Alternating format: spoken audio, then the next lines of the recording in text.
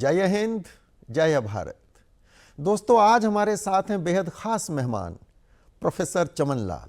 इन्होंने अपने जीवन का बड़ा हिस्सा बलिदानियों के शिरोमणि सरदार भगत सिंह पर शोध में लगाया है। अनेक पुस्तकें लिखी हैं।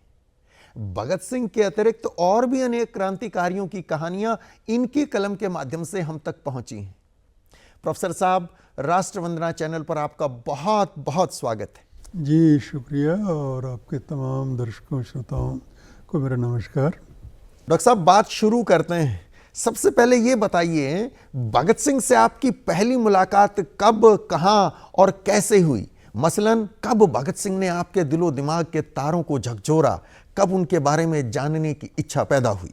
ऐसा है प्रदीप जी कि हिंदुस्तान में शायद ही किसी भी कोने में ऐसा कोई ही बच्चा होगा, कोई मैंने नागरिक तो बड़े होके बनते हैं, जिसने कभी ना कभी घर में या स्कूल में भगत सिंह का नाम ना सुना हो। और पंजाब से, चूँकि उनका जन्म पंजाब से हुआ था, तो इसलिए भगत सिंह का नाम, फोटो, ये तो हर जगह, कॉलेज में, स्कूल में, कहीं भी घरों में लगे रहते हैं।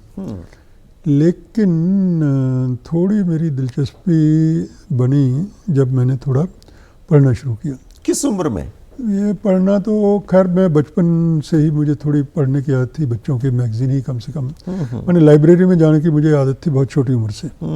तो उसमें बच्चों की पत्रिकाएं पढ़ता था। बच्चों की पत्रिकाओं में भी भगत सिंह के बारे में कभी ना कभी कुछ ना कुछ रहता ही था। तो लेकिन थोड़ा बड़ा हुआ तो हमारे यहाँ पब्लिक लाइब्रेरी है रामपुरा फूल में, मेरे कस्बे में, बठिंडा जिले में। तो वो स्वतंत्रता संग्राम के दिनों की बनी हुई है। बठिंडा में बनी उन दिनों और रामपुरा फूल में बनी। देश के कोने कोने में उन दिनों पब्लिक लाइब्रेरीज बनी थी। ये फ्रीडम स्ट्रगल का पब्लिक लाइब्रेरीज पार्ट थी। जी हाँ जी। आज भी पूरे हिंदुस्तान में या दुनिया में लाइब्रेरीज का इतना महत्व है, क्योंकि चेतना के बीज या तो स्कूल में और या फिर लाइब्रेरीज में नागरिकों को मिलते हैं। तो खास तौर पे जब कोई आंदोलन होते हैं तो उनके लिए तो लाइब्रेरीज का बहुत महत्व है। आजकल भी गांव-गांव में, पंजाब में शहीद भगत सिंह के नाम से लाइब्रेरियां बनी हैं। जी। तो वो इसलिए कि ताकि जो युवा लोग हैं, गांव के बच्चे, युवा और बड़े भी, तो वो मैंने भगत सिंह का नाम भी जाने और उसके अलावा देश के बारे में भी जाने। तो खैर, मैं पब्लिक लाइब्रेरी रामपुरा फूल से किताबें लेके पढ़ता था। और एक वक्त आया कि जब मैं किताबें मंगवा कर, खरीद कर पढ़ने लगा। मैंने वो हिंद पॉकेट बुक्स की एक योजना होती थी एक ज़माने में, जब मैं स्कूल में टीचर हो गया था। तो 8 रुपए में वो 9 रुपए की किताब भेजते थे। 1 रुपए की एक्स्ट्रा किताब भेजते थे। तो एक ही किताब 1-1 रुपए की मुश्किल से होती थी। और वो मैंने भारत के क्रांतिकारी मनमथनाथ गुप्त की किताब थी, पॉकेट बुक से। आज भी छपती है। मैंने उसकी नई प्राइस में 100 रुपए में खरीदी वो, लेकिन वो 67 या 70 से पहले वो 1 रुपए में मेरे पास आई थी। तो वो मनमथनाथ गुप्त खुद बहुत बड़े क्रांतिकारी थे और उन्होंने क्रांतिकारियों के स्केचेस छोटे छोटे लिखे हुए हैं। तो उसमें 16 या 18 स्केचेस थे। तो मुझे उस किताब ने इतना एक तरीके से प्रभावित किया, समझ लीजिए कि 20-21 साल की उम्र में, कि मैंने तुरंत उसको अपनी मातृभाषा पंजाबी में अनुवाद करना शुरू किया। ठीक है। और उसमें भगत सिंह का भी लेख था। और वो पूरी सीरियल जो है, उस समय आप गए हैं देशभक्त यादगार हाल, और उस समय वहाँ देशभक्त यादगार हाल से एक पत्रिका निकलती, देशभक्त यादा। अच्छा। वो फोर्टनाइटली थी, पंजाबी में ब्लिटिश वाले साइड में वाइट अक्षरों में निकलती थी। और लीजेंडरी बाबा गुरमुख सिंह ललतों देशभक्त हाल के सेक्रेटरी भी थे। और देशभक्त यादा के संपादक भी थे। तो उसमें वो पूरी सीरियलाइज हुई 70-71 के दौर में। दुखद बात ये है कि वो आज उस देशभक्त यादा का, उस पीरियड का एक भी अंक नहीं मिलता। खुद देशभक्त यादा हाल के पास वो आर्काइव संभाल के नहीं रखी। हाँ, और मैंने भी नहीं संभाल के रखे। सही बात बताएं तो ये है कि पुलिस का आतंक था उन दिनों ये देशभक्त यादों के ऊपर भी। हालांकि वो पुराने देशभक्त थे सब, लेकिन कुछ वामपंथी आंदोलन थे जिनकी वजह से वो उनको अपनी चीज़ें इधर उधर करनी पड़ती थी। हम लोग भी जो है क्योंकि थोड़ा बहुत किसी ट्रेड यूनियन एक्टिविटी में हिस्सा लेते थे तो हम भी अपनी चीज़ें इधर उधर कर देते थे। जी जी। तो ये जो 15, 16 या 18 अंक थे देशभक्ति यात्रा के, मैंने खुद भी अपने रिकॉर्ड में संभाल के नहीं रखे। पता नहीं मैंने उन दिनों क्या किया, मुझे याद भी नहीं है। उसको नष्ट किया या कहीं किसी को दे दिए। जैसे कहा जाता है ना कि भगत सिंह की 4 पांडुलिपियां थी, तो वो विजय कुमार सिन्हा के पास थी, तो विजय कुमार सिन्हा ने 42 के आंदोलन में सुरक्षित रखने के लिए किसी दोस्त के यहाँ रख दी। बाद में पता चला, पता क्या उसकी कुछ प्रमाणिकता नहीं है कि वो वाकई में नष्ट हुई या अभी भी कहीं पड़ी हुई है। तो मुझे अच्छा नाम भी नहीं बताया विजय कुमार सिन्हा ने, उस मित्र का नाम कहीं नहीं रिवील किया कि किस मित्र को दी। रिवील किया, लेकिन उनके अपने जो किताबें हैं या उनके जो थोड़ा बहुत लिखा हुआ है तो उसमें यही जिक्र बार बार मिलता है कि वो जब आंदोलन चल रहा था और वो जिस तरीके से ब्रिटिश पुलिस का आतंक था तो हमने उनको किसी मित्र के लिए रख दिया सेफ कस्टडी के लिए, और बाद में शायद उस मित्र ने डर के उनको जला डाला या ख़त्म कर डाला। तो उसके बारे में, लेकिन मुझे उसके बारे में हर चीज़ में डाउट है। माने मुझे 4 पांडुलिपियों पे भी डाउट है, हालांकि बहुत लोग इसको मानते नहीं हैं। शिव वर्मा ही इसको लिखते हैं कि उनकी 4 पांडुलिपियाँ थी, लेकिन मैं उनको सोचता हूँ क्योंकि इसमें एक कहा जाता है कि उनकी आत्मकथा थी। मेरे ख्याल में वो, खैर मैं गलत भी हो सकता हूँ, कि वो चीज़ें भगत सिंह की ही छप चुकी चीज़ें हैं। मैंने मैं नास्तिक क्यों हूँ, तो वो एक अपने आप में उनकी आत्मकथा ही है।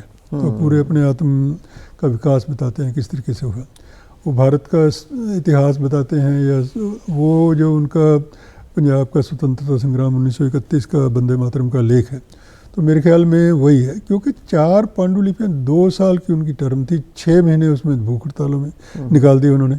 157 दिन की ऑन रिकॉर्ड भूख हड़ताल।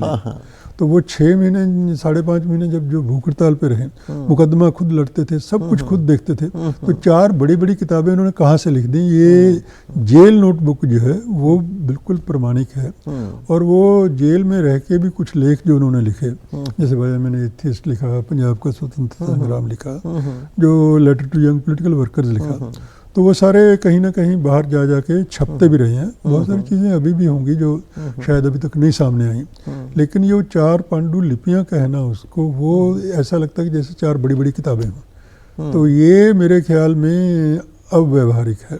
ये संभव है कि वो जो 4 उनकी रचनाएं होंगी, वो जिसको पांडुलिपि कहा शिव वर्मा जी ने, तो वो उनकी कुछ राइटिंग होंगी, जैसे letter to young political worker है या वाई एम एन एथिस्ट है, तो इसकी एक कॉपी, लेकिन विजय कुमार सिन्हा उनसे बहुत पहले शिफ्ट हो चुके थे, तो आखिरी दिनों में भगत सिंह के पास नहीं थे जेल में। नहीं, वो जैसा आता है सामने, भगत सिंह ने कुलबीर सिंह को दिए, और ये कह के दिए कि आप कुमारी लज्जावती को दीजिए, और कुमारी लज्जावती विजय कुमार सिन्हा को दें।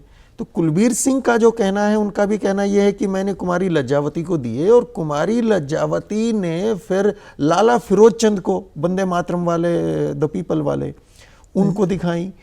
उसमें से द पीपल में वाई एम एन एथिस्ट छपता है, उसमें थोड़ा फर्क है।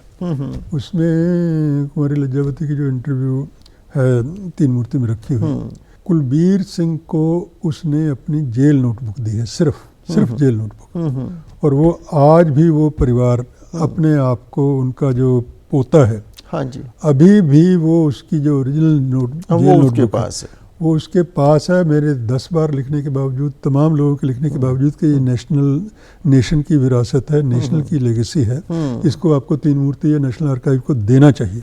आप अपनी इसकी जो आजकल तो डिजिटल कॉपी ओरिजिनल जैसी ही होती है, हाँ जी, हाँ जी, तो आपको अपने पास डिजिटल कॉपी रखनी चाहिए, और इसको नेशनल आर्काइव जो नेहरू मेमोरियल म्यूजियम लाइब्रेरी को देना चाहिए। ये नैतिक दायित्व है। मैंने सारे परिवार के लोगों को लिखा, लेकिन वो कोई उसके ऊपर वो उसको अपनी पारिवारिक संपत्ति बना के पेश करते हैं, और उसका वहाँ वर्ल्ड बुक फेयर में उस तरीके से उसका भद्दा प्रदर्शन किया उन्होंने कि लोग उसको माथा टेक रहे हैं, ये कर रहे हैं। तो ये, लेकिन उसमें किसी के व्यक्ति की जो इच्छा है वो करते हैं। तो भगत सिंह के परिवार में तरह तरह के लोग थे, कोई ये नहीं कि सब कुछ भगत सिंह के विचारों को ही मानने वाले थे। तो खैर, तो उसमें जो है वो कुलबीर सिंह को दी अपनी नोटबुक।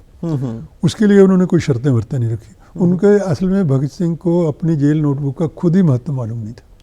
तो वो स्कूल की कापी 300-400 पन्ने की थी, उसमें कुछ पेज लिखे थे उन्होंने, वो अपनी जो किताबें पढ़ते थे उसके नोट्स लेते थे। हाँ जी, हाँ जी। तो इस कुछ शेर वेर भी लिखे हुए थे। हाँ जी, हाँ जी। तो उसमें लगा कि ठीक है, अब ये कुलबीर को मैं दे देता हूँ, अपना पड़ी रहेगी घर में या ना भी पड़ी रहेगी तो उसके लिए। तो लेकिन भगत सिंह की फांसी के बाद इन चीज़ों का महत्व बनने लगा। अब बल्कि कहना चाहिए कि भगत सिंह के जीवन काल में जेल में रहते हुए उनकी सारी चीज़ों का महत्व बनने लगा था। कुमारी लज्जावती को क्या हुआ था, कुमारी लज्जावती को जेल में उन्होंने अपने सारे कागजात जो लिखे हुए थे, एक तरीके से कहना चाहिए कि गठरी में बांध के या किसी चीज़ में बांध के वो कुमारी लज्जावती को दिए और कहा सीधे कुमारी लज्जावती से, मैंने परिवार के लिए ऊपर भरोसा नहीं किया। दो चीज़ें कही, ये मैं नहीं कह सकता कि वो ये कुमारी लज्जावती के शब्दों में कह रहा हूँ, क्योंकि उसमें कई चीज़ इसको कंटेस्ट कर सकते हैं, लेकिन जो तीन मूर्ति में इंटरव्यू है उसमें उन्होंने कहा कि नंबर 1 ये मेरे पिता को नहीं देने। अच्छा, ये उन्होंने लिखा। और नंबर 2 ये जेल में जब छूटेंगे विजय कुमार सिन्हा तो आप उनको देना। तो मैंने वो एक तरीके से बौद्धिक विरासत, अपनी बौद्धिक विरासत अपने साथियों को समझते थे। और उसमें विजय कुमार सिन्हा उनके बहुत करीबी थे वैचारिक रूप से। बल्कि कहना चाहिए कि शौकत उस्मानी ने जो लिख रखा है अपने मेमोयर्स में, वो ये भी लिख रखा है कि सोवियत यूनियन के उस समय के प्रेसिडेंट या प्रधानमंत्री जोसेफ स्टालिन ने इनको निमंत्रण भेजा था भगत सिंह को शौकत उस्मानी के थ्रू। भगत सिंह और विजय कुमार सिन्हा ये दोनों मॉस्को आए और वहाँ आके ट्रेनिंग ली। तब इन्होंने, खैर शौकत उस्मानी उसके बाद मेरिट कॉन्स्पिरेसी केस में खुद ही अरेस्ट हो गए, तो वो, लेकिन इनको मैसेज मिल गया था। ये विजय कुमार सिन्हा ने भी अपनी किताब the quest for self sacrifice, जो उनकी पत्नी विजय सिन्हा ने लिखी है, तो श्री राज्यम सिन्हा ने, तो उसमें ये है। और वीरेंद्र सिंधु वाली किताब में भी इसका जिक्र है। हाँ, कि स्टालिन का ये मैसेज इनको मिल गया था। लेकिन तब इन्होंने आपस में बात करके ये कहा था कि हम तो नहीं जाएंगे, लेकिन हम वहाँ किसी को भेजेंगे जरूर। और बाद में जो पृथ्वी सिंह आज़ाद गए हैं, वो HSRA से जुड़े हुए थे, जिन्होंने बाद में लैंड के देश में किताब भी लिखी। तो एक तरीके से वो इनकी HSRA की भगत सिंह की तरफ से ही वो गए थे, भले कि भगत सिंह को उस समय तक फांसी हो चुकी थी। तो खैर, तो उसमें तथ्यों के रूप में तो ये चीज़ें हैं। तो खैर, उसका मैं जो पुराना जिक्र कर रहा था, तो वो चीज़ें अब उसमें से उस वक्त के जो दूसरे कुछ पत्रिकाओं में छपी, जैसे प्रीतलड़ी में छपा एक लेख, एक RC में छपा एक पंजाब, ये भगत सिंह वाला लेख पंजाब गवर्नमेंट की पत्रिका जागृति में छपा। ये कब छपता है? ये 71 के दौर में। तो जिन दिनों ये मैं अनुवाद कर रहा था, तो मैं अनुवाद करके, मैंने प्रीतलड़ी के संपादक नवतेज सिंह तो मुझे बठिंडा में मिल ही गए थे, तो उसमें उनसे पहचान भी हो गई थी। तो वासुदेव बलवंत फड़के वाला शायद उसमें छपा हुआ है, शायद प्रीतलड़ी में सबसे पहले छपा, धीरे धीरे फिर बादी। तो उसमें वो 5-6 वो तो अंक मेरे पास रखे हैं, लेकिन मैं इसको पंजाबी पत्रिकाओं में कई बार विज्ञापन दे चुका हूँ। कई बार अपने तमाम मित्रों से, डॉक्टर गुरुदेव सिंह सिद्धू जैसे लोगों से पूछ चुका हूँ कि भाई किसी के पास देशभक्ति यादा के वो पुराने अंक पड़े हों तो आप हमें दे दो, हम उसकी किताब छपवाना चाहते हैं। और सच्ची बात यह कि मैं, अगर मुझे मिल जाते पूरे तो मैं उसको किताब छपवा देता। लेकिन अब मेरे पास सिर्फ 5-6 लेख हैं, तो 5-6 लेखों की किताब उस तरह से बन नहीं सकती। तो खैर, उस समय से मेरी, कहना चाहिए कि गहरी दिलचस्पी ये हुई भगत सिंह में या क्रांतिकारी आंदोलन में, और उसमें थोड़ा खुद भी मैं आंदोलनों से जुड़ गया था। तो उसके चलते ये जो है ना, ये कहना चाहिए कि विद्यार्थी और अध्यापक दोनों ही मैं साहित्य का था, और साहित्य में मेरी दिलचस्पी थी, और साहित्य ही ज़्यादा पढ़ता था मैं। लेकिन इसके बावजूद इन सब चीज़ों में मेरी साथ साथ दिलचस्पी चलती रही। और बाद में आके जब ये डॉक्यूमेंटेशन वाली बात बनी, वो तो बहुत बाद की बात है, लेकिन एक तरीके से हमने 70-71 से ही, जब ये मनमथनाथ गुप्त की लेखों को हमने अनुवाद किया है, बाद में मनमथनाथ गुप्त से मैं उनका वो मेरे पास लेटर गुम हो गया, उनका पोस्ट कार्ड था मेरे पास। वो निजामुद्दीन ईस्ट में, जहाँ 13 निजामुद्दीन ईस्ट में उनका घर था। हाँ। तो वो अपने स्कूल से गर्मी की छुट्टी में जब दिल्ली पहली बार आया तो मैं उनके घर उनको मिलकर आया था। अच्छा। ये 73 के आसपास की बात है। और वो बड़े खुश हुए थे मिलके, और वो उन्होंने मुझे ये परमिशन भी दे दी थी। तो मैंने उनसे बताया था कि मैं इस तरह से कर रहा हूँ। तो वो कार्ड पे भी उन्होंने लिख के परमिशन दे रखी थी, लेकिन उसमें बातचीत में भी। तो वो घर बहुत बढ़िया था, शानदार था। आज पता नहीं उस घर की क्या हालत है, वो कई चीज़ें दुखद हुई हैं। खुद वो 93 साल तक जिए हैं। तो ये चीज़ें मैं इसका क्रेडिट मनमथनाथ गुप्त को दूंगा, जिन्होंने मेरी भगत सिंह में दिलचस्पी इस रूप में पैदा की, सामान्य से अतिरिक्त। बहुत बढ़िया। डॉक्टर साहब, देश को आज़ाद कराने के लिए असंख्य लोगों ने कुर्बानियां दी। कितनों ने तो वंदे मातरम बोलते हुए सीनों पर गोलियां खाई, कितनों ने इनकलाब जिंदाबाद का उद्घोष करते हुए फांसी के फंदे चूमे। कहना मुश्किल है, गिनती के कुछ नाम आज हमें याद हैं, बाकी इतिहास के पन्नों पर जमी धूल में खो गए। और कितनों को तो वो पन्ने भी शायद नसीब नहीं हुए होंगे, पन्नों में नाम तक भी नहीं आए। लेकिन ये एक नाम भगत सिंह, इसकी चमक फीकी नहीं हुई।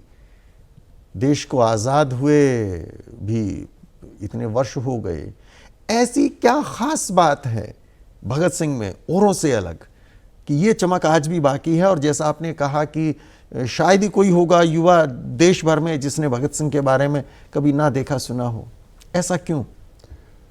उसमें देखिए, जहाँ तक तो शहादतों की बात है, तो देश की आज़ादी के लिए हजारों नहीं, हो सकता है लाखों शहादतें हुई। लाखों इन द सेंस कि 1857 का जो प्रथम स्वतंत्रता संग्राम था, उसकी कोई गिनती नहीं है। खाली पहली बार कोशिश की है विलियम डर्लम पाइड ने कि उनके बारे में नेशनल आर्काइव से डॉक्यूमेंट्स को, और उसमें कितने लोग मारे गए हैं, कि अंग्रेज़ों ने कितने लोगों को मारा है। तो मैंने लाखों शहीद कहना एक बहुत अतिरेक वाली बात हो सकती है, लेकिन हकीकत ये है कि 1857 में जितने लोग देश के शहीद हुए हैं, उसका बाकी पूरे उसके बाद 90 साल में उतनी गिनती में शहीद नहीं हुए। ठीक बात, क्योंकि बाकी 90 साल का बाद में थोड़ा रिकॉर्ड है। तो जिन लोगों को अंग्रेज़ों ने फांसी दी या जिन लोगों को गोलियों से मारा, तो वो गदर पार्टी के उसका भी रिकॉर्ड है, सबका रिकॉर्ड है। अब उसमें होता ये है कि शहीद बहुत लोग होते हैं। अच्छा, बहुत सारे नाम, मैंने खाली भगत सिंह का ही नहीं, भगत सिंह के अलावा भी बहुत सारे नाम जो है लोगों के मन मस्तिष्क में दर्ज हैं। मैंने रानी लक्ष्मीबाई झांसी की रानी लक्ष्मीबाई हो, या फिर आजकल उसके बाद बरक्कस झलकारी बाई का नाम भी आने लगा है। और उस तरीके से कुछ नाम तो 1857, उससे पहले भी नवाब सिराजुद्दौला से हम शुरू कर सकते हैं। 1757 से ही वो देशभक्ति या देश की आज़ादी या अंग्रेज़ों का कब्जा ईस्ट इंडिया कंपनी के रूप में तो 1757 में ही हो गया था। और अंग्रेज़ सरकार के रूप में फॉर्मल जो ब्रिटिश पार्लियामेंट के जरिए ब्रिटिश गवर्नमेंट के, वो 1857 या 1858 में हुआ, बिल्कुल 58 में हुआ। तो वो मैंने, लेकिन 1757 से 1947 तक का 190 साल का कहना चाहिए कि ये एंटी कॉलोनियल स्ट्रगल है। कि शहीद तो बहुत सारे हुए हैं, लेकिन भगत सिंह को शहीद आज़म कहा जाता है।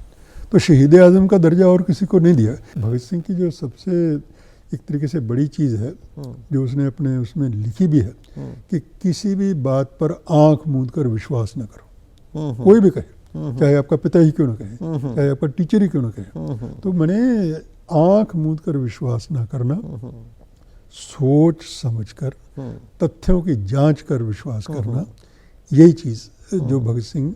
लेकिन भगत सिंह को शहीद आज़म का दर्जा इसलिए बना कि किसी भी देश में, हर देश में शहीद भी होते हैं, स्वतंत्रता सेनानी भी होते हैं, लेकिन उसमें से कुछ नाम ऐसे होते हैं जो हर देश में इस तरह से ज़्यादा प्रोमिनेंट हो जाते हैं। तो भगत सिंह के प्रोमिनेंस का सबसे बड़ा कारण ये है कि जितने भी क्रांतिकारी आंदोलन हिंदुस्तान में हुए हैं, जितने भी क्रांतिकारी शहीद हुए हैं, वो खुदीराम बोस हो या करतार सिंह सराभा हो या कोई भी हो, सारे शहीदों का एक कॉमन प्रतीक बना है। और उसका कॉमन प्रतीक बनने का कारण ये है कि बाकी तमाम शहीदों ने अपने विचारों को शब्दबद्ध नहीं किया, भगत सिंह एकमात्र ऐसे शहीद हैं जिन्होंने बहुत थोड़ी उम्र में इतनी राइटिंग, अभी तक जो है वो 133 के करीब उनकी राइटिंग, माने 65 के करीब उनके पत्र और बाकी सारी चीज़ें मिला जुला के 130 रचनाएं मिल चुकी हैं। संभव है कि आगे 2-4 कभी और भी निकल आए, लेकिन उनसे उनकी वैचारिक स्पष्टता, एब्सोल्युटली क्लियर कॉन्सेप्ट कि वो एक सोशलिस्ट इंडिया चाहते थे और वो सोशलिस्ट इंडिया बनाने के लिए अपनी क्रांति, सोशलिस्ट रेवोल्यूशन चाहते थे। रेवोल्यूशन इन एब्स्ट्रैक्ट कुछ नहीं था उनके लिए, कि हमें सोशलिस्ट रेवोल्यूशन लाना है जिसमें तमाम मजदूरों और किसानों को उनकी मेहनत का पूरा हक मिले और तमाम तबकों में सोसाइटी के जेन्युइन इक्वलिटी हो, ना गरीबी अमीरी का फ़र्क हो, ना स्त्री पुरुष का फ़र्क हो, ना बच्चे बूढ़े का फ़र्क हो, ना काले गोरे का फ़र्क हो, ना ऊंची नीची जाति का फ़र्क हो। तो ये सारी चीज़ों से ऊपर उठकर इंसानियत और उसकी मेहनत करने की शक्ति, इसको वो सबसे ज़्यादा महत्व देते थे और उसी वैसा ही क्रांति चाहते थे। तो इसलिए उनको शहीद आज़म भी कहा गया और वो उनको तमाम शहीदों के एक प्रतीक के रूप में कि ये हमारी विरासत का सबसे प्रमुख रूप है, तो इसलिए उनको ये दर्जा मिला है। तो जो राइटिंग्स हैं हम भगत सिंह की हमारे पास, वो एक कारण है भगत सिंह को, एक बड़ा रास्ता है भगत सिंह को जानने का, समझने का, और आपका कहना है कि वो प्रतीक बन गए फिर पूरे क्रांतिकारी आंदोलन का, बिकॉज ऑफ हिज राइटिंग्स। उन्होंने जो लिख के दिया, बाकी शायद वो नहीं कर पाए। नहीं, राइटिंग के कारण नहीं बने प्रतीक। प्रतीक बनने में 2-3 और चीज़ें हैं। एक चीज़ है, जो चीज़ बाकी सब लोग कहते हैं वो ठीक कहते हैं, वो गलत नहीं कहते, लेकिन वो अधूरी है। वो बहुत ज़्यादा जो जोर दिया जाता है वो उसकी वेलरी, उसकी बहादुरी पे और उसकी जो है वो निर्भीकता पे दिया जाता है। ये थी चीज़ें, निर्भीकता भी थी, बहादुरी भी थी और त्याग भी था। वो उनको सबसे बड़ा एक उनका इमेज बनने में सबसे ज़्यादा रोल उनकी भूख हड़तालों का रहा है, जिसको कोई महत्व नहीं दिया जाता या कम महत्व दिया जाता है। असलियत ये है कि किसी भी देश में जो वहाँ का मीडिया होता है, किसी ज़माने में कोई भी मीडिया हो सकता है, तो भगत सिंह के ज़माने में प्रिंट मीडिया जो है वो सबसे महत्वपूर्ण मीडिया था। तो जब उस मीडिया में पूरे देश के अखबारों में फ्रंट पेज पे आपकी खबरें कॉन्टिन्यूसली 2 साल तक छपती रहें, तो आप सोच सकते हैं कि उन दिनों के जो आप अखबार जब देखेंगे किसी भी भाषा के किसी तो फ्रंट पेज पे वो खबरें छपती थी उनकी भूख हड़ताल की वजह से, उनकी भूख हड़ताल की वजह से। और वो 3 बार भूख हड़तालें की, एक बार 110 दिन की और फिर दूसरी बार 15 दिन की और फिर एक लास्ट भूख 41 दिन की। तो वो इतनी भूख हड़तालें उन्होंने की। और ये 41 दिन की कब से कब तक हुई है? ये सारी चीज़ें जो हैं वो मैं आपको डॉक्यूमेंट्स के आधार पे कह रहा हूँ कि ये अभ्युदय का जो भगत सिंह विशेषांक निकला है 8 मई 31 को, तो उसमें ये खबर छपी है कि भगत सिंह ने आज 41 दिन की अपनी भूख हड़ताल समाप्त की। ये ट्रिब्यून में कहीं नहीं है और किसी जगह मुझे नहीं उसका रेफरेंस मिला, लेकिन अभ्युदय तो एक रिप्यूटेड पेपर था, उनकी भूख हड़ताल चल रही थी, इसकी थोड़ी बहुत खबर थी, लेकिन इसकी ज़्यादा पब्लिसिटी नहीं हुई थी। मैं बता रहा हूँ कि ये उनकी भूख हड़ताल चली है 7 अक्टूबर को उनके केस का फैसला हुआ है, फांसी की सजा हुई है।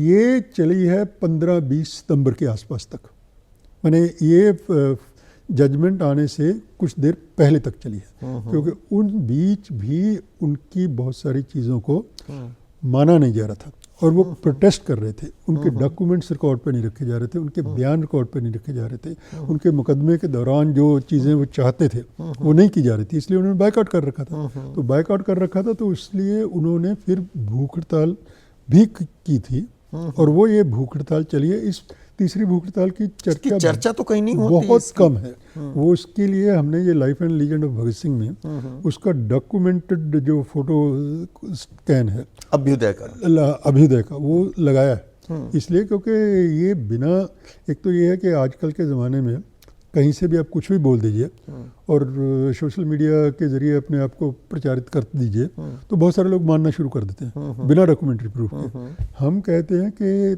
तथ्यों की पड़ताल डॉक्यूमेंट्स के आधार पे होनी चाहिए और डॉक्यूमेंट्स की पड़ताल उनकी प्रामाणिकता के हिसाब से होनी चाहिए उनकी। तो इसलिए हमने जो भी भगत सिंह के बारे में कहा है वो कोशिश की है कि डॉक्यूमेंट्स के आधार पे कहा जाए। तो इसलिए हमने इसको जो पिक्टोरियल वॉल्यूम रखा है इसका नाम life and legend of Bhagat Singh का, तो ये पिक्टोरियल वॉल्यूम में एक मैंने ये 223 पेज की किताब है तो उसमें पिक्टोरियल पार्ट जो है वो समझ लीजिए कि हो सकता है कि 112 पेज पिक्टोरियल ही हो और हमारी जो टेक्स्ट है वो शायद 100 पेज की हो, क्योंकि उनकी जीवन कहानी तो बहुत लोगों को पता है, बहुत सारी जीवनियाँ लिखी जा चुकी हैं, लेकिन हमने कोशिश किया कि उसको डॉक्यूमेंट से जोड़ के वो बताया जाए कि उनके जीवन के ये इस प्रकार से।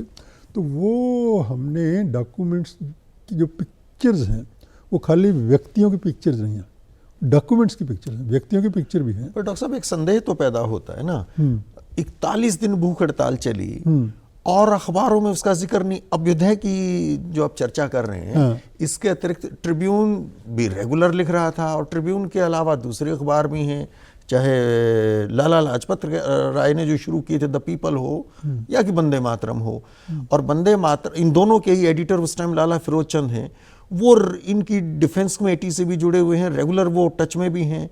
तो वहां भी कहीं जिक्र नहीं आता 41 दिन की भूख हड़ताल का, कहीं वो जिक्र होगा क्योंकि वो बहुत सारी चीजें उस दौर की अभी भी अनएक्सप्लोर्ड पड़ी हैं। नेशनल आर्काइव्स में भी उन 2 भूख हड़ताल से रिलेटेड डॉक्यूमेंट्स हैं, सो मच सो कि गवर्नमेंट की ओर से, पंजाब गवर्नमेंट से गवर्नमेंट ऑफ इंडिया को डे टू डे की बुलेटिन गए हैं उनकी जो भूख हड़ताल, जिन 2 भूख हड़तालों की बात होती है, पहली जो 15 जून 29 से शुरू हुई और फिर वो 4 अक्टूबर तक चलती है, दूसरी फरवरी 30 में शुरू होती है। इसमें देखिए ये 4 अक्टूबर इनकी डे टू डे जा रही है, टेम्परेचर कितना है, सुबह कितना है, शाम कितना है, पल्स क्या है, बीपी क्या है, वेट क्या है, डेली इनकी रिपोर्टिंग गवर्नमेंट ऑफ इंडिया को पंजाब गवर्नमेंट कर रही है।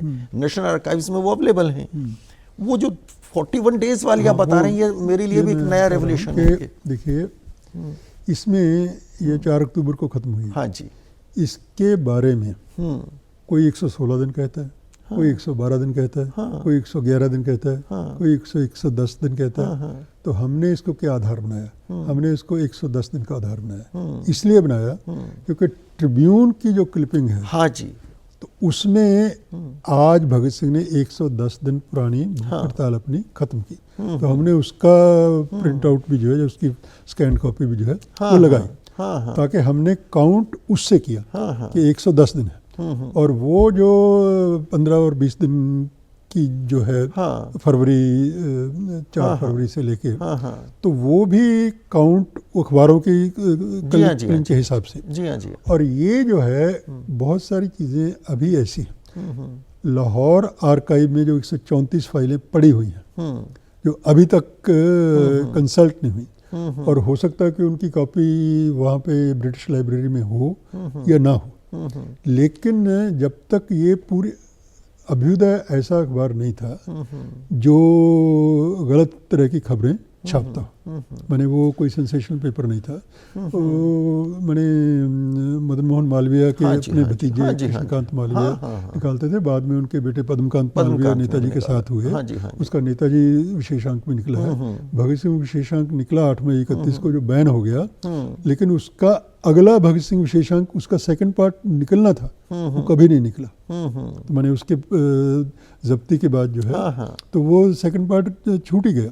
तो वो मैंने भविष्य में भी बहुत कुछ ऐसा छपता रहा है। तो वो सारी चीज़ें, एक तो बात ये है कि हमारे यहाँ इतिहासकारों ने, मैंने इसको अफसोस की बात कह सकते हैं, क्योंकि ये क्रांतिकारियों के बारे में इतिहासकारों ने, जो मेन स्ट्रीम के जैसे जिन्हें हम इतिहासकार कहते हैं, तो उन्होंने भी उसको एक, जिसको कहना चाहिए कि साइड लाइन ही कर रखा है। मैंने इसको बहादुरी के खाते में डाल के, वो मेन स्ट्रीम गांधी नेहरू, ठीक है, मेन स्ट्रीम गांधी नेहरू थे, लेकिन ये भी मालूम है कि गांधी नेहरू कांग्रेस से इन क्रांतिकारियों का बहुत नज़दीक से संबंध था। उसके ऊपर भी कोई हमारे इतिहासकारों ने बहुत ज़्यादा ध्यान नहीं दिया। भगत सिंह भी एक तरीके से कई बार तो हिंदुस्तान पाकिस्तान में पुल भी बन जाते हैं, तो वो मैंने, क्योंकि वहाँ भी भगत सिंह को लोग बहुत प्यार करते हैं।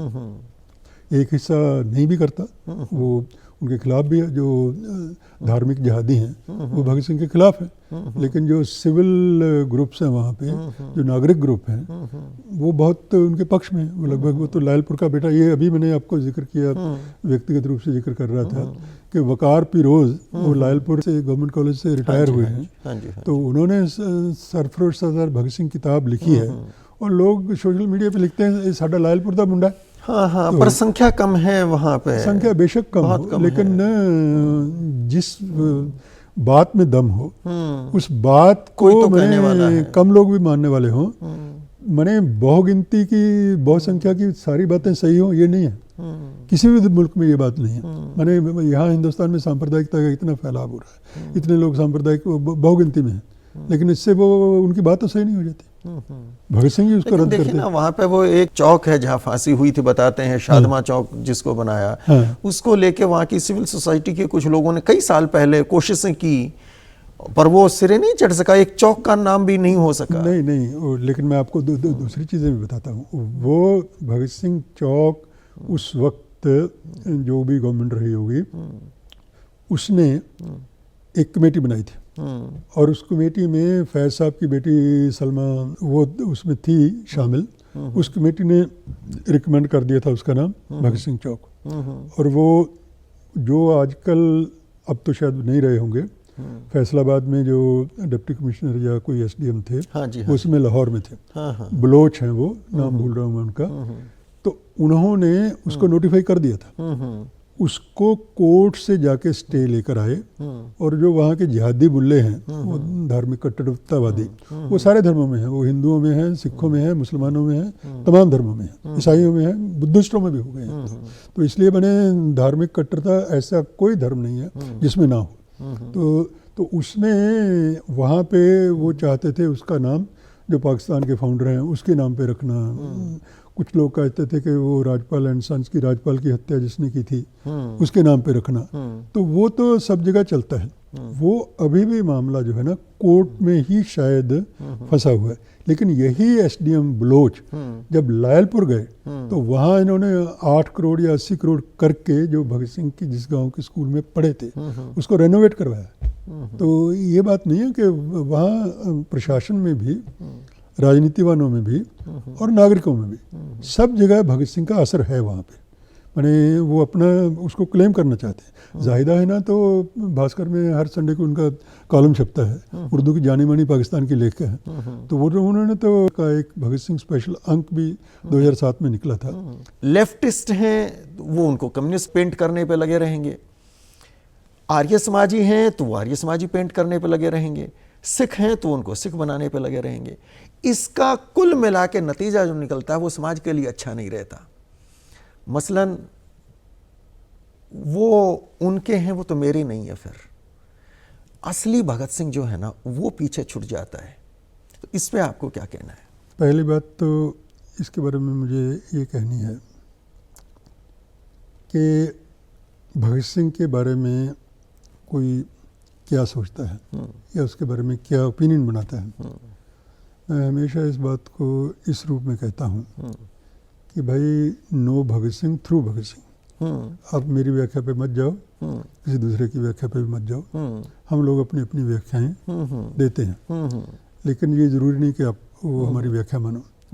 लेकिन जो भगत सिंह ने लिखा है और जो प्रमाणिक है, उससे आप सहमत भले ही हो या असहमत हो, कोई उसमें ये कोई भगत सिंह कोई भगवान नहीं है, ना भगत सिंह भगवान को मानता था। तो भगत सिंह तो इंसान था, और इंसान में तमाम तरह के गुंदिशों को भी वो मानता था।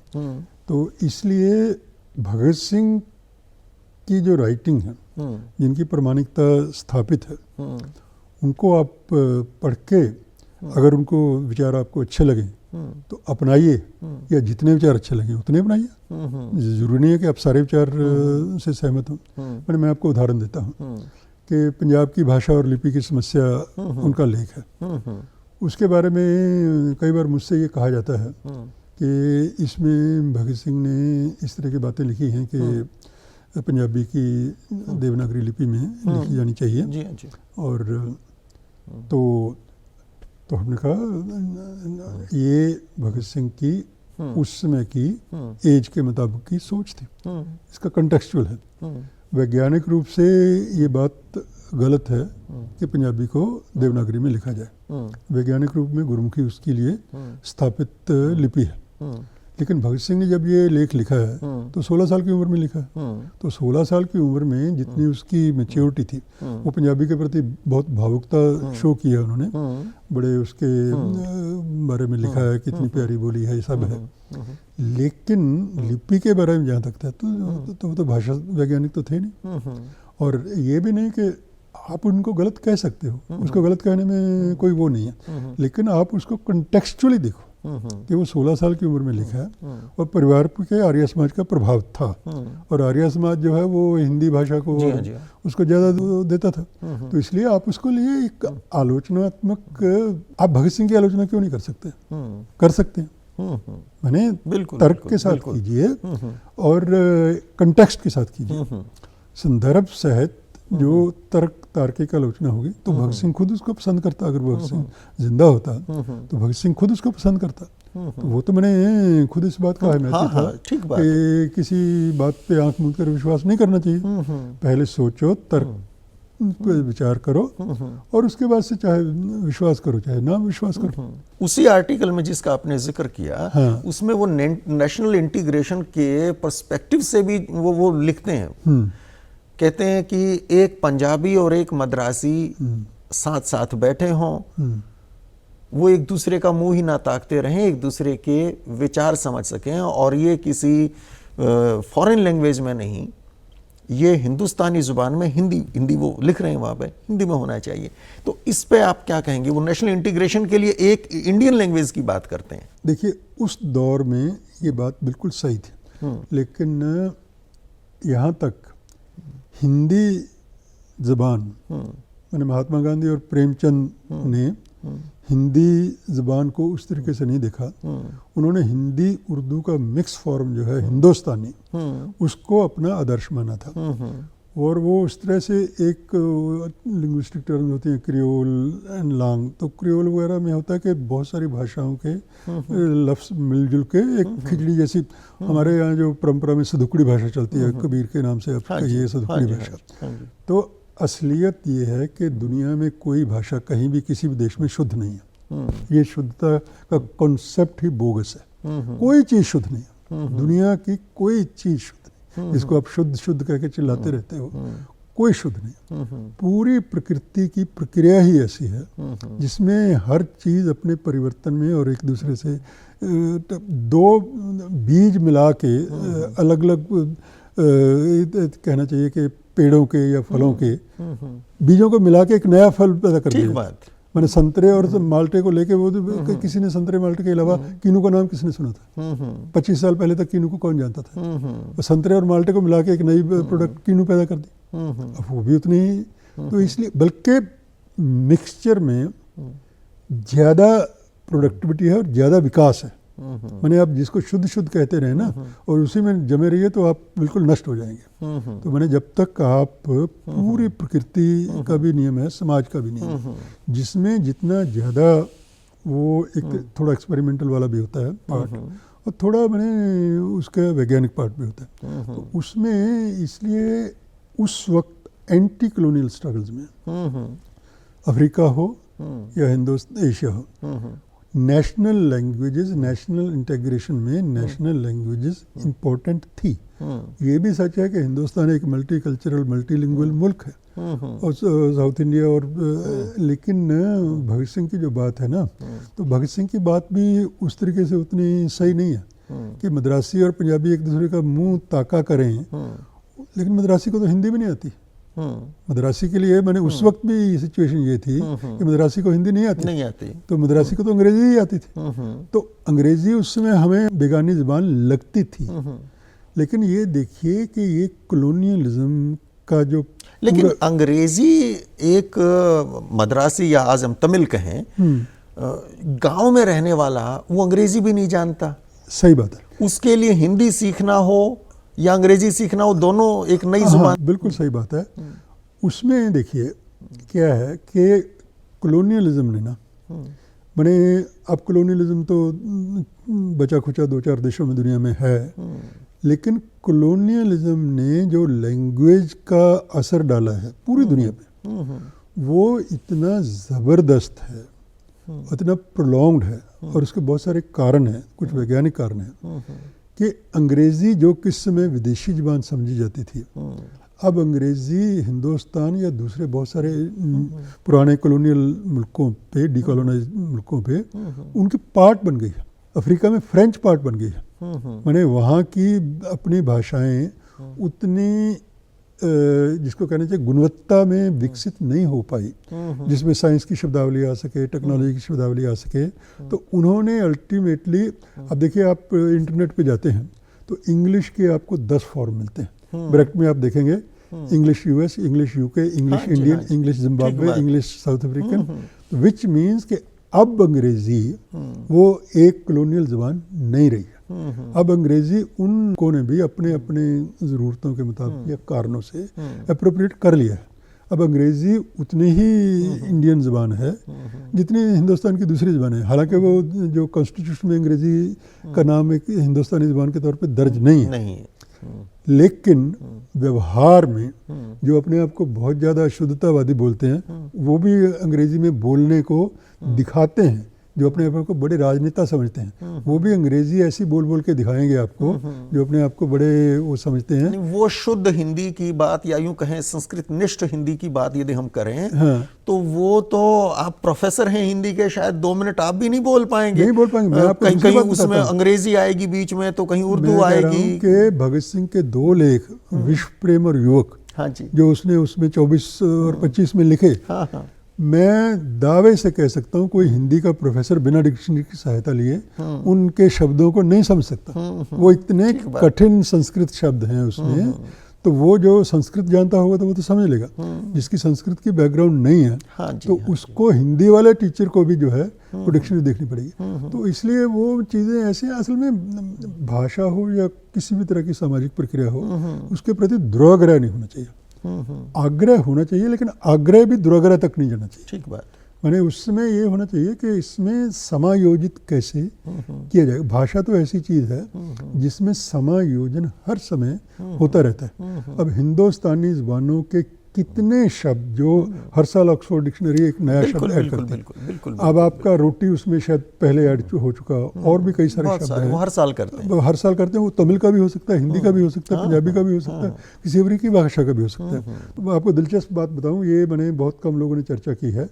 नौजवान भारत सभा, ये सामाजिक सौहार्द पैदा करने के लिए, हाँ जी, हाँ जी, ये सामूहिक लंच किया करती थी। हाँ जी, हाँ जी, हाँ जी। उसमें सारे धर्मों के, सारे जातियों के, सारे वर्गों के, सारे स्त्री और पुरुष मिलके खाना पकाते थे। वेजिटेरियन खाना अलग बनता था, नॉन वेजिटेरियन अलग बनता था। नॉन वेजिटेरियन और वेजिटेरियन की पंक्तियां भी अलग लगती थी, ताकि किसी को ठेस ना लगे। जिनको वेजिटेरियन खाना है तो उसको वेजिटेरियन ही सर्व किया जाता था, इकट्ठे बैठते थे स्त्री पुरुष सब। वैसे ही नॉन वेजिटेरियन, तो उसमें नॉन वेजिटेरियन के लिए भगत सिंह खुद भी हो सकता है नॉन वेजिटेरियन ही रहे होंगे, जहाँ तक मुझे लगता है, लेकिन हो सकता है ना भी हो। लेकिन दोनों ही उसके लिए उनके मन में आदत और सामाजिक सौहार्द ये चाहते थे कि सारे लोग खाने के नाम पे या किसी चीज़ों के नाम पे। लेकिन वहाँ तो ये भी आता है कि उसी सामाजिक सौहार्द को बनाने के लिए नौजवान भारत सभा के वो जो सामूहिक भोज था, उसमें हलाल और झटका इकट्ठा पकाते थे कि इसको अब हिंदू भी खाए, मुसलमान भी खाए। ये भी चर्चा आती है। ये चर्चा शायद आती है, लेकिन उसमें मैं इस हद तक प्रामाणिकता के साथ तो इसको नहीं कहीं पर इतना तो प्रामाणिक है कि वेजिटेरियन खाना अलग बनता था, नॉन वेजिटेरियन खाना अलग बनता था। किस चीज़ का बनता था, झटका बनता था या हलाल बनता था, ये तो असल में किसी धर्म के अंदर की बातें ज़्यादा हैं। तो आम सामूहिक। डॉक्टर साहब, एक बात है, मैं अक्सर सोचता हूँ, कारण अब आपसे मैं जानना चाहूँगा, जो रिवॉल्यूशनरी मूवमेंट है अब आपने चर्चा की तो मुझे ध्यान आ गई बात। नौजवान भारत सभा वो सामाजिक धार्मिक सौहार्द के लिए वो सब प्रयास भी करते थे, लेकिन रिवॉल्यूशनरी मूवमेंट आप चाहे वो खुदीराम बोस के ज़माने से शुरू कर लें, वो चाहे बंगाल में हो, वो चाहे महाराष्ट्र में हो, चाहे वो यूनाइटेड प्रोविंस में हो आज के उत्तर प्रदेश में, या वो पंजाब में रहा हो, रिवॉल्यूशनरी मूवमेंट में उसमें प्रोमिनेंटली हिंदू ही क्यों है? देखिए, पंजाब के बारे में तो शायद ये बात उतनी सही गदर नहीं। पार्टी को मूवमेंट को छोड़ दें हम। हाँ, तो क्योंकि पंजाब में बड़ी मूवमेंट हुई कौन सी है, मैंने वो अकाली मूवमेंट हुई, उसमें जाहिर है सिख ही ज़्यादा थे, और गदर पार्टी पहली एक सेकुलर, वो सेक्युलर है। हाँ, वो सेक्युलर है। लेकिन उसके बाद तो भगत सिंह की मूवमेंट है, तो नहीं, उसमें उसमें सारे ही थे। मैंने पंजाब में ईसाई कम हैं। अब लाहौर कॉन्स्पिरेसी केस को ले लें, हाँ, 24 लोग नामजद होते हैं, 18 पे मुकदमा चलता है और 6 अरेस्ट नहीं हो सके। इन 24 में भगत सिंह को तो हम हिंदू सिख इन सब से अलग कर दें या सिख मान लें, बाकी जो 23 के 23 नाम हैं वो सारे हिंदू हैं। उधर आपका ये जो है काकोरी कॉन्स्पिरेसी केस, वहाँ अशफाकुल्ला हैं जो मुसलमान हैं, बाकी फांसी चढ़ने वाले तीनों हिंदू हैं। और सिर्फ फांसी चढ़ने वाले ने जितनी सज़ा होती है, चाहे वो काला पानी की सज़ा है चाहे छोटी सज़ाएं, वो सारे के सारे हिंदू हैं।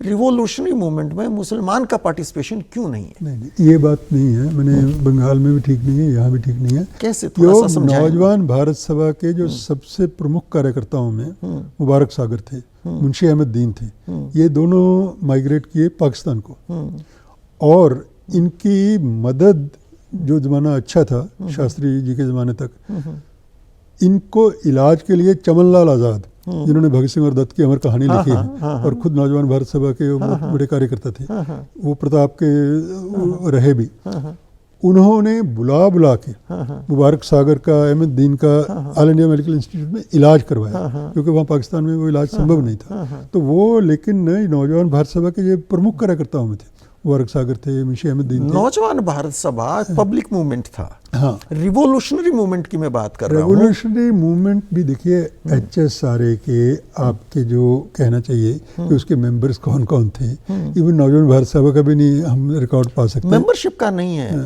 पर एक्टिवली पार्टिसिपेट किए, जिन पर मुकदमा चला, उनमें कहीं भी नहीं है। क्यों ऐसा है? वो मेरे ख्याल में वो इतना बड़ा कारण नहीं है कि वो कुछ अलग था।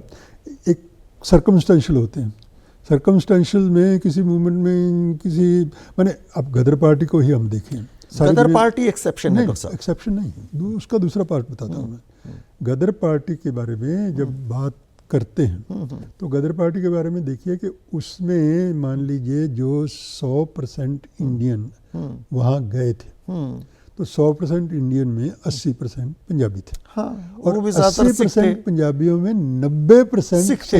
हाँ, मैंने ये एक सर्कमस्टेंशियल है, एक सोसाइटी की कंपोजिशन भी है। उस कंपोजिशन में, क्योंकि पेजेंट मूवमेंट थी बेसिकली, गदर पार्टी वाले अमेरिका से आते हैं, कनाडा से आते हैं, वहाँ उनमें मेजॉरिटी सिख हैं, हिंदू हैं और कुछ मुसलमान भी हैं, वो वहां से आए। यहाँ जो इंडिजिनस मूवमेंट हुए, रिवॉल्यूशनरी मूवमेंट, उनमें मैं जब इसको पढ़ता हूँ, देखता हूँ, समझता हूँ, तो मेरे लिए ये एक पहेली है। मैं उसका आंसर तो नहीं दे पाया। बंगाल में मैं देखता हूँ, खुदीराम बोस से शुरू करें, वो पूरा ग्रुप हो, चाहे अलीपुर कॉन्स्पिरेसी केस वाले हों, चाहे गोपीनाथ साहा का ज़माना हो, चाहे विनय बादल, दिनेश गुप्त का ज़माना हो, चाहे सूर्य सेन का ज़माना हो, वहाँ वो गिनती में नहीं कोई दिखते हैं। ऐसे ही महाराष्ट्र में भी नहीं दिखते हैं। तो बहुत मुस्लिम नाम मिलते हैं, चिटागोंग में तो बहुत मुस्लिम, चिटागोंग आंदोलन में मुस्लिम नाम मिलते हैं। जो जितने बच्चे उनके साथ हैं ना जी, जिन पे मुकदमा चलता है, जिनको सजाएं होती हैं, मेरे ख्याल में वो ऐसे मुस्लिम नाम भी मिलते हैं जो शहीद भी हुए हैं चिटागोंग मूवमेंट में। तो असल में ये चीज़ें जो है ना, कई बार देखिए, अब ये सामाजिक संरचनाएं कुछ ऐसे होते हैं, जैसे इंडिया की, मैं समझता हूँ कि दुनिया की सबसे अगर जटिल सामाजिक संरचना किसी समाज की है दुनिया में, तो शायद वो हिंदुस्तान की है, भारत की है। ठीक बात है, क्योंकि इतनी कॉम्प्लेक्सिटीज, और यहाँ पे जो चाहे आज़ादी का संग्राम चल रहा हो, चाहे जो, अब मैं एक दूसरे नाजुक मुद्दे पे आपका ध्यान खींचूंगा, उससे ये बात क्लियर हो जाएगी। मैंने अंबेडकर के ऊपर तो अरुण शौरी ने किताब ही लिख दी कि ये तो गद्दार थे, ये तो अंग्रेज़ों के साथ मिले हुए थे। असलियत क्या है कि अंग्रेज़ को हिंदुस्तान की उससे कोई दिलचस्पी नहीं थी सामाजिक संरचना से, लेकिन उन्होंने अपने ही कारणों से, या कहना चाहिए कि उनके लिए वो वेस्टर्न एजुकेशन इम्पोर्टेंट थी, इसलिए उन्होंने कि हिंदुस्तान के बच्चों में फ़र्क ना करके दलितों के बच्चों को पढ़ाने की सुविधाएं अंग्रेज़ गवर्नमेंट के अपने उसमें ज़माने में दी गई, जिसका लाभ दलित समाज को हुआ। अब दलित समाज, जिस समाज में उनको पल पल पे अपमानित किया जाता है, और वो कहे कि मैं आज़ादी के संग्राम में हिस्सा लूं, तो किस चीज़ से आज़ादी में मांगता हूँ? मैंने मुझे तो अपने अछूतपन से नहीं मुक्ति मिल रही, तो जो पहले मुझे वो ज़रूरी है अपने अछूतपन से मुक्ति, बजाय इसके कि आज़ादी। ये तो मैंने गुरदास राम आलम पंजाबी कवि हैं, दलित कवि हैं, तो उन्होंने इस तरह की बहुत चीज़ें लिखी हैं। कहने का मतलब जैसे दलितों को माइनॉरिटीज़ के संबंध में भी वो चीज़ें कई बार आ जाती हैं, मैंने इस तरह की। लेकिन आप देखिए गांधी के साथ चिटागोंग में जब वो गए हैं शांति करवाने के लिए, उनके साथ भूख हड़ताल पे कौन बैठी थी? बीबी अमतुस्सलाम। बीबी अमतुस्सलाम, जो सारे भाई जिसके पाकिस्तान चले गए, वो जहाँ जम के बैठी रही, पठान थी, राजपुरा में रही सारी उम्र, 85 साल की उम्र में उसकी राजपुरा में देहांत हुआ। उसको भुला दिया पूरी सरकारों ने, हिंदू नेहरू की सरकारों ने भी भुला दिया। बीबी अमतुस्सलाम नाम की गांधी जी की सबसे प्रिय उसमें थी वो। गांधी जी के मूवमेंट में या कांग्रेस के मूवमेंट में वहाँ बहुत हैं, वहाँ बहुत हैं। जो मेन स्ट्रीम पॉलिटिकल मूवमेंट था उसमें तो बहुत हैं। मैं स्पेसिफिकली रिवोल्यूशनरी मूवमेंट की बात करता हूँ। देखिए, रिवोल्यूशनरी मूवमेंट में बहुत ज़्यादा रिस्की मूवमेंट है, ये सुरक्षित मूवमेंट नहीं है। गांधी की मूवमेंट कम से कम इतनी सुरक्षित तो है कि उसमें आपको जेल में डाल देंगे, हो सकता है गोली भी लग जाए कभी, लेकिन जेल में ही डालेंगे।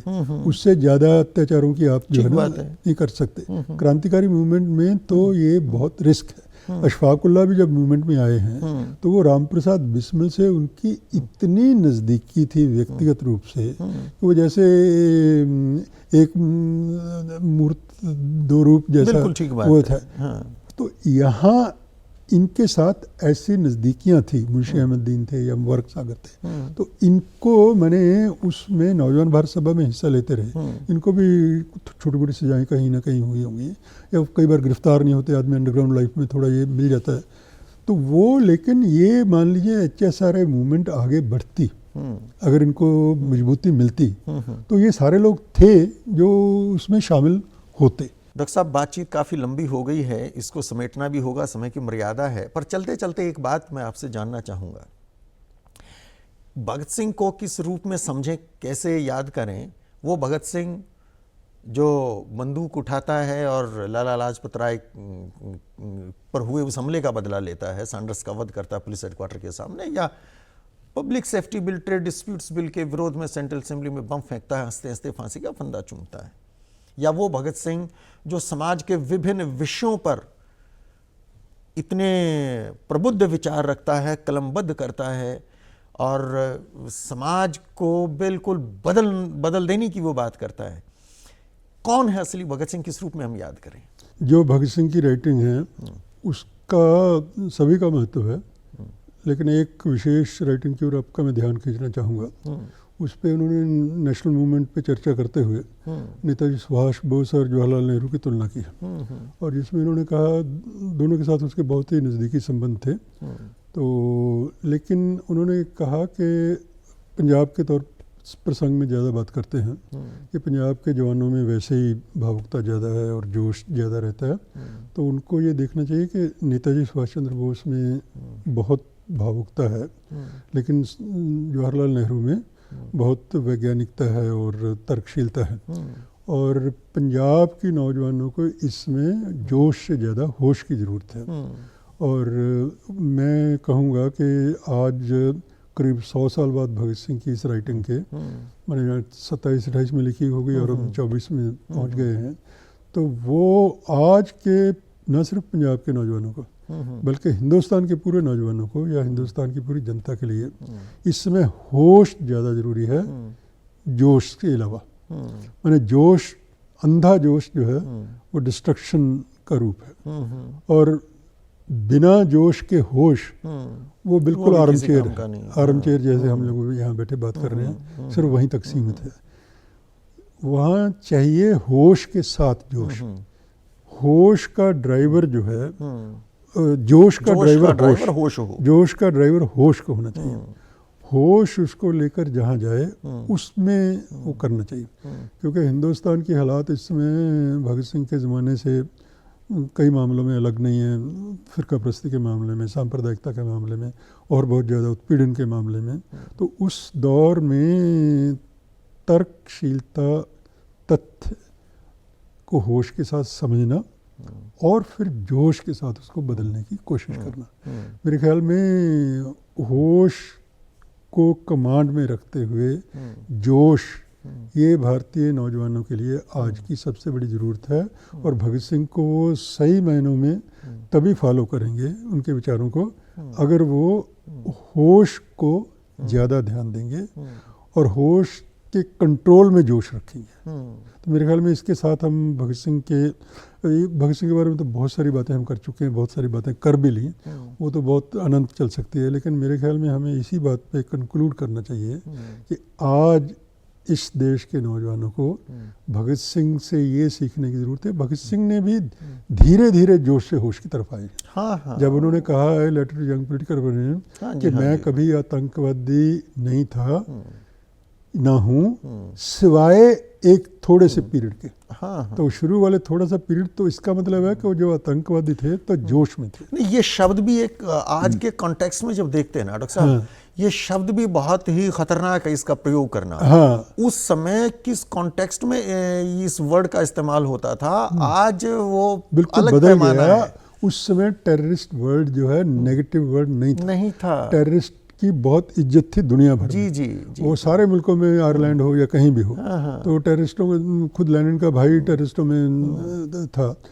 तो वो उस समय वो टर्म इतनी नेगेटिव नहीं थी।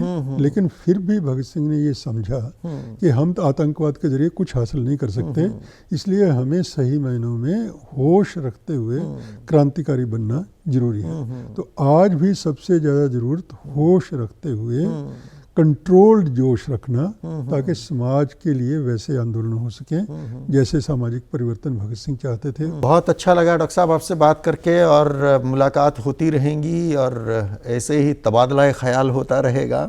बहुत बहुत धन्यवाद राष्ट्रवंदना चैनल पर आने के लिए और अपनी बात कहने के लिए। आपको भी बहुत धन्यवाद।